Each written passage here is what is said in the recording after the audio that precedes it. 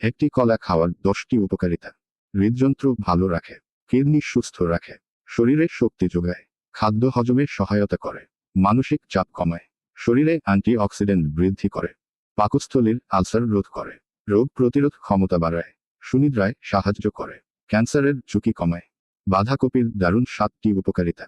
ওজন কমাতে সাহায্য করে, হাড় ভালো রাখে, আলসার নিরাময়ে উপকারী, রোগ প্রতিরোধ ক্ষমতা বাড়ায়, কিডনির সমস্যা প্রতিরোধ করে, ক্যান্সার প্রতিরোধ করে, হজমে সাহায্য করে। লাল শাকের পুষ্টিগুণ। লাল শাকে প্রচুর ফাইবার থাকে, যা কোষ্ঠকাঠিন্য দূর করে। লাল শাক সপ্তাহে 1-2 দিন 1 বাটি করে খেলেই শরীরে প্রচুর অ্যান্টিঅক্সিডেন্ট পাওয়া যায়, যা রোগ প্রতিরোধ ক্ষমতা বাড়ায়। লাল শাক চোখের রেটিনায় দৃষ্টিশক্তি বৃদ্ধির জন্য কার্যকরী। হাড় শক্ত করতে সাহায্য করে, কারণ এতে থাকে ভিটামিন কে। ফলে হাড় ভাঙ্গা ও অস্টিওপরোসিস জাতীয় রোগ হয় না।